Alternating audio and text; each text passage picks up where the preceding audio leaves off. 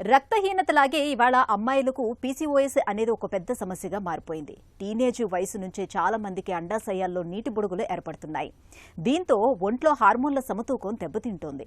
ఫలితంగా నెలసరి గాడి తప్పడం, అధిక బరువు, అవాంఛిత రోమాలు ఇలా అనేక సమస్యలు వచ్చి పడుతున్నాయి.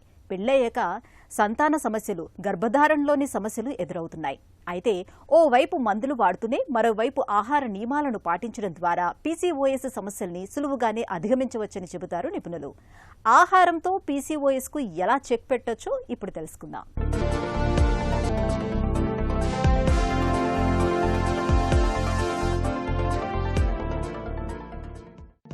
నేటి ఆధునిక మహిళకు అతిపెద్ద ఆరోగ్య సవాలు పాలిసిస్టిక్ ఓవరీ సిండ్రోమ్. మారిన ఆహారపు అలవాట్లు, శారీరక శ్రమ లేకపోవటం వల్ల నేడు ప్రతి 5 యువతుల్లో ఒకరిని ఈ సమస్య వేధిస్తోంది. సాధారణంగా ప్రతి నెల అండాశయం నుంచి ఒక పరిణతి చెందిన అండం విడుదల కావాలి. కానీ హార్మోన్ల అసమతుల్యత వల్ల అండాలు సరిగ్గా పక్వానికి రాక ముత్యాలహారంలా చిన్న చిన్న నీటి బుడగల రూపంలో అండాశయాల్లో ఉండిపోతాయి. ఈ సమస్య వెనుక ఉన్న ప్రధాన శత్రువు ఇన్సులిన్ నిరోధకత. శరీరం ఇన్సులిన్ని సరిగ్గా వాడుకోలేకపోవడం వల్ల ఆండ్రోజెన్లు అనే పురుష హార్మోన్లు పెరిగిపోతాయి. దీంతో నెలసరి తప్పడం, విపరీతంగా బరువు పెరగడం, ముఖంపై అవాంఛిత రోమాలు, తీవ్రమైన మొటిమలు, జుట్టు రాలడం వంటి లక్షణాలు కనిపిస్తాయి. దీనిని నిర్లక్ష్యం చేస్తే సంతానలేమి, డయాబెటిస్, కొలెస్ట్రాల్ వంటి సమస్యలు ఎదురవుతాయి. అయితే ఈ సమస్యకు ఓవైపు మందులు వాడుతూనే మరోవైపు పోషకాహారంపై శ్రద్ధ పెడితే మంచి ఫలితం ఉంటుందని చెబుతారు నిపుణులు. పీసీఓస్ ఎక్కువగాను లేడీస్ 40 ఏళ్ళు దాటిన తర్వాత వస్తూ ఉంటాయండి. దీనివల్ల కొన్ని ఇబ్బందులు వస్తూ ఉంటాయి. ఎస్పెషలీ డైజెషన్లో కానీ, తర్వాత వేరు రీప్రొడక్షన్లోనూ వాటిలో వస్తూ ఉంటాయి. నార్మల్గా 40 ఏళ్ళ తర్వాత వాళ్ళకే ఈ పీసీఓ వస్తూ ఉంటుంది. దీంట్లో ఏమవుతుందంటే క్యాలరీస్ ఎక్కువ అవ్వడం వలన క్యాలరీ కన్సంప్షన్ వాళ్ళకి ఎక్కువగా కావాల్సిన అవసరం ఉండడం వలన క్యాలరీస్లో చాలా డిఫరెన్స్ వస్తూ ఉంటుంది. మామూలుగా ఈ పీసీఓలో ఉన్న వాళ్ళకి కొంచెం హైపర్ టెన్షన్ ఉంటుంది, అంటే బ్లడ్ ప్రెషర్ ఒకటి పెరుగుతూ ఉంటుంది. ఎక్కువగా పిల్లలు డెలివరీ అయిన వెంటనే తల్లుల్లో ఈ డిఫరెన్స్ వస్తూ ఉంటుంది. కానీ దీంట్లో కొన్ని క్రమబద్ధమైన ఆహారాలు తీసుకోవాల్సి వస్తుంది. ఎక్కువగా ప్రోటీన్స్ అయ్యి, అంటే మాంసకృతులు అది ఎక్కువగా ఉండవలసిన అవసరం ఉందన్నమాట. ఇప్పుడు కొంతమందికి సర్సాధారణంగా హైపర్ టెన్షన్ ఉంటుందండి. ఈ పీసీఓలు సర్సాధారణంగా 40 ఏళ్ళ తర్వాత వస్తుంది. అదే ఇంకోటి ఏంటంటే బీపీ ఎక్కువ ఉన్న వాళ్ళకి కూడా ఇలాగ పీసీఓస్ కింద వస్తూ ఉంటుంది. బ్లడ్ ప్రెషర్ ఎక్కువ అయిపోతూ ఉంటుంది అన్నమాట. అది తగ్గించుకోవాలనుకుంటే ఆహార పద్ధతులు చాలా మార్చుకోవాల్సిన అవసరం ఉంది. ముఖ్యంగా తినే ఆహారంలో క్యాలరీస్, జనరల్ క్యాలరీస్ తగ్గించాలి. బరువు ఎక్కువగా ఉండకుండా తక్కువగా సమానమైన బరువు ఉండేలాగా ఉండాలన్నమాట. ఇంకోటి రెండోది ఏంటంటే వ్యాయామం చాలా ఇంపార్టెంట్.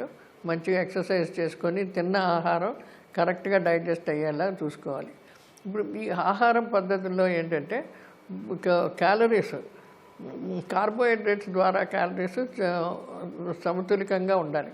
40 ఏళ్ళు దాటిన లేడీస్లో ఈ ప్రాబ్లం వస్తుంది కాబట్టి వాళ్ళకి జనరల్గా క్యాలరీస్ చాలా తక్కువగా ఉంటాయి. అంటే ఏంటంటే పిండి పదార్థాలు ఉన్న ఆహార పదార్థాలు చాలా తక్కువ.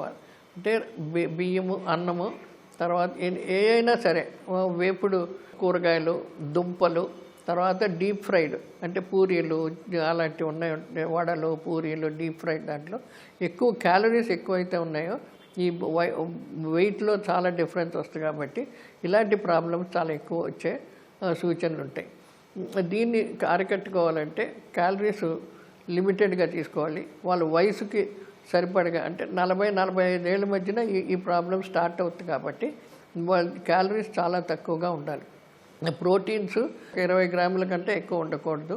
నూనె పదార్థాలు ఎంత వీలవుతే అంత తగ్గించుకొని వేపుళ్ళు, డీప్ ఫ్రైలు, అలాంటివన్నీ పూరీలు, వడలు అలాంటివన్నీ రెగ్యులర్గా వాడుకోవడం చాలా తగ్గించుకొని మినిమంగా తీసుకుంటూ ఉండాలి.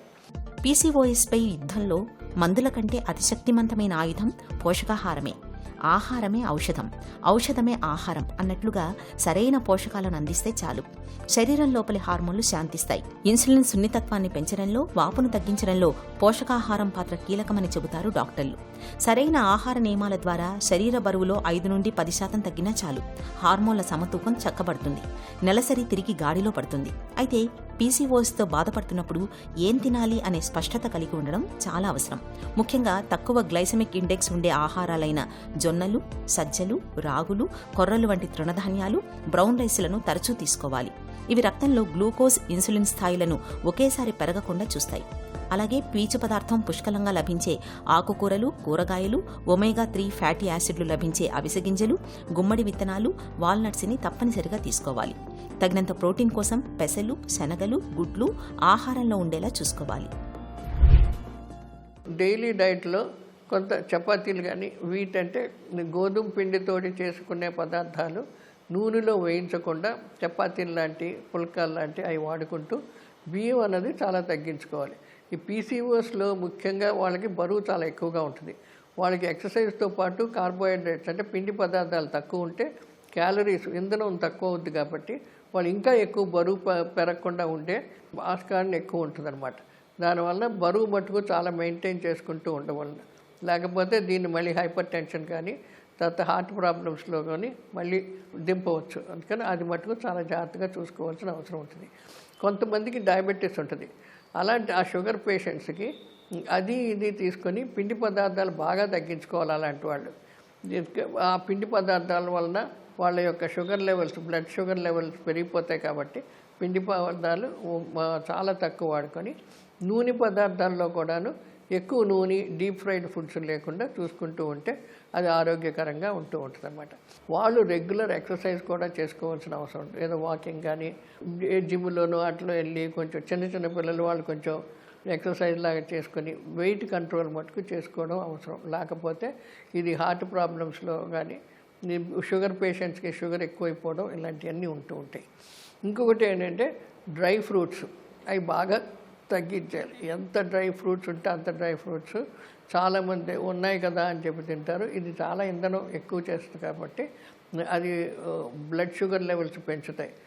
అది బాగా తగ్గించుకోవాల్సిన అవసరం ఉంది.